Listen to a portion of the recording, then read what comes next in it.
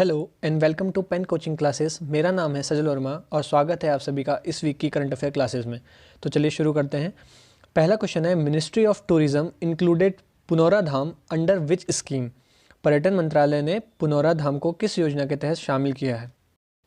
तो इसका आंसर है प्रसाद स्कीम। अब भाई ये प्रसाद स्कीम क्या है? Pilgrimage rejuvenation and spiritual augmentation drive, जैसा कि नाम से ही पता चल रहा है, इसे लॉन्च किया गया था 2014-15 में ताकि तीर्थ स्थलों को चिन्हित कर उनका कायाकल्प किया जा सके। बात करें पुनौरा धाम की, तो ये बिहार के सीतामढ़ी से 5 किलोमीटर की दूरी पर स्थित एक हिंदू आस्था का केंद्र है, जिसे सीता माता की जन्मस्थली भी माना जाता है। अच्छा बताइए, उत्तराखंड के किस तीर्थ स्थल को प्रसाद स्कीम के अंतर्गत रखा गया था? तो यह है केदारनाथ धाम। चलते हैं नेक्स्ट क्वेश्चन की ओर। International Olympic Committee has approved a proposal to include which sport for the 2028 Summer Olympic Games? पूछ रहा है, अंतर्राष्ट्रीय ओलंपिक समिति ने 2028 ग्रीष्मकालीन ओलंपिक खेलों के लिए किस खेल को शामिल करने के प्रस्ताव को मंजूरी दी? तो इसका आंसर है all of these. Surfing, skateboarding, sport climbing, इन तीनों खेलों को 2028 के समर ओलंपिक गेम्स में शामिल किया जाएगा। क्या क्या होते हैं देख लेते हैं। सर्फिंग आपने देखा ही होगा, इस तरीके से की जाती है। दूसरा है स्केटबोर्डिंग और तीसरा क्या है, स्पोर्ट क्लाइंबिंग। तो बात करते हैं ओलंपिक्स की। तो भैया बताओ, 2024 में जो ओलंपिक गेम होंगे कहाँ होंगे? वो होंगे पेरिस में, और 2028 में कहाँ होंगे? लॉस एंजलिस में। ये पूछ लिया जाता है, बहुत इंपॉर्टेंट है, इसको याद रखिएगा। अच्छा, ये तो बात हो गई समर ओलंपिक की। बात करें विंटर ओलंपिक की, तो अभी विंटर ओलंपिक चल रहे हैं 2022 के। कहाँ? बीजिंग, चाइना में। 4 फरवरी से 20 फरवरी तक ये होंगे। तो इन दोनों में आप कंफ्यूज नहीं कीजिएगा कि विंटर ओलंपिक और समर ओलंपिक। समर ओलंपिक जो है वो 2024 में पेरिस में और 2028 में लॉस एंजलिस में होंगे, और जो विंटर ओलंपिक है वो भी चाइना में चल रहा है। बात करें इंटरनेशनल ओलंपिक कमेटी की, तो ये फाउंड हुई थी 23 जून 1894 को पेरिस में। इसका हेडक्वार्टर जो है वो है लुज़ैन, स्विट्ज़रलैंड में, और इसके प्रेसिडेंट कौन है? Thomas Bach. चलते हैं नेक्स्ट क्वेश्चन की ओर।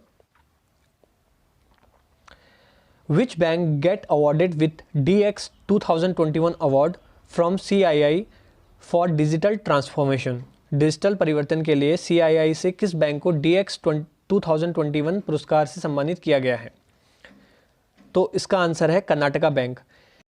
कर्नाटका बैंक ने लॉन्च किया था ऑनलाइन प्लेटफॉर्म KBL विकास, जिसके लिए इन्हें मिला है डिजिटल ट्रांसफॉर्मेशन अवार्ड DX 2021। बात करें CII confederation of Indian industry की, तो इसका हेडक्वार्टर है न्यू दिल्ली और इसके प्रेसिडेंट हैं TV नरेंद्रन। चलते हैं नेक्स्ट क्वेश्चन की ओर। NASA is planning to deorbit ISS international space station into which ocean in 2031? NASA 2031 में अंतर्राष्ट्रीय अंतरिक्ष स्टेशन को किस महासागर में गिराने की योजना बना रहा है? तो इसका आंसर है पैसिफिक ओशन। देखिए, जो इंटरनेशनल स्पेस स्टेशन है ये 1998 में लॉन्च किया गया था, जिसे जनवरी 2031 में पैसिफिक ओशन के किसी दूर इलाके में गिरा दिया जाएगा। बात करें national aeronautics and space administration की, नासा, तो ये स्टैब्लिश हुआ था 1957 में, और काम करना इसने स्टार्ट किया था 1 अक्टूबर 1958 से। इसका हेडक्वार्टर है वॉशिंगटन DC। चलते हैं नेक्स्ट क्वेश्चन की ओर। In which place did PM Narendra Modi recently unveil the world's second tallest statue in sitting posture called statue of equality?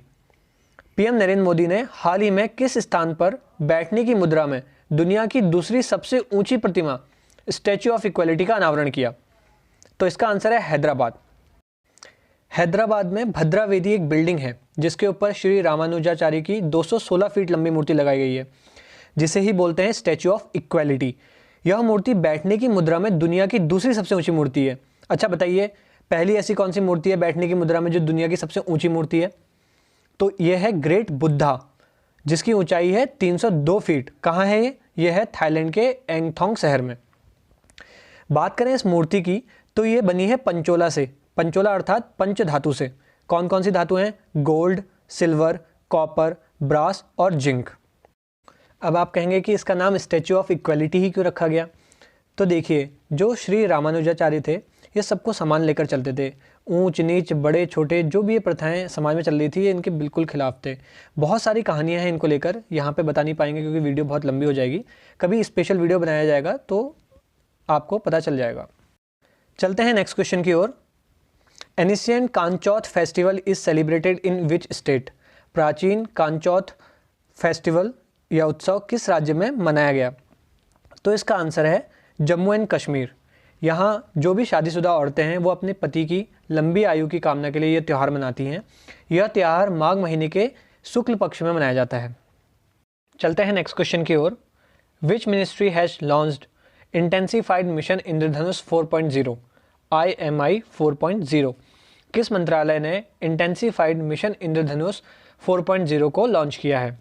तो इसका आंसर है हेल्थ मिनिस्ट्री।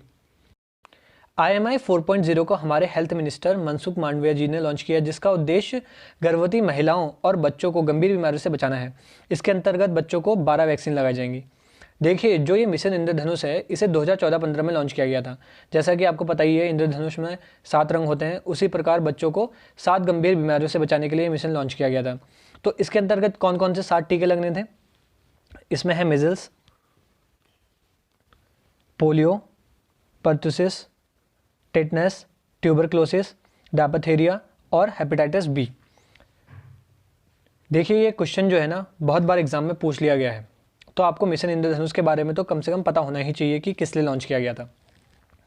और जो ये 7 वैक्सीन थी, इसमें से एक वैक्सीन DPT 3 रोगों को मिला के बना दी थी। कौन कौन सी? डायप्थेरिया, पर्टुसिस और टेटनस, इन तीनों को मिला के DPT बना दिया गया था। उसके बाद इसको भी चेंज करके पेंटा लॉन्च किया गया था, जिसमें ये 3 तो थी, साथ में 2 और ऐड कर दी थी, टोटल होगी 5। 2 कौन कौन सी थी वो? एक तो पोलियो और दूसरा HIV नहीं, HIB, हेमोफिलियस इन्फ्लुएंजा टाइप B। इसको ध्यान में रखिएगा। चलते हैं नेक्स्ट क्वेश्चन की ओर।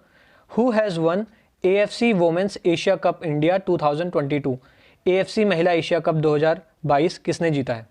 तो इसका आंसर है चाइना PR मतलब पीपल्स रिपब्लिक ने साउथ कोरिया को हरा के ये कप जीता। और ये कहाँ हुआ था? ये हुआ था मुंबई में, इंडिया। चलते हैं नेक्स्ट क्वेश्चन की ओर। What is India's rank in ease of starting business? व्यवसाय आसानी से शुरू करने में भारत का रैंक क्या है? तो इसका आंसर है 4th। Global entrepreneurship monitor JAM 2021-22 की रिपोर्ट के अनुसार ईज़ ऑफ स्टार्टिंग बिजनेस में इंडिया को मिली है 4th रैंक, और सऊदी अरेबिया ने ये इंडेक्स को टॉप किया है। देख लेते हैं आज के विचार। जितना कठिन संघर्ष होगा, जीत उतनी ही शानदार होगी। स्वामी विवेकानंद। इसी के साथ अपनी वीडियो को यहीं समाप्त करता हूँ। धन्यवाद।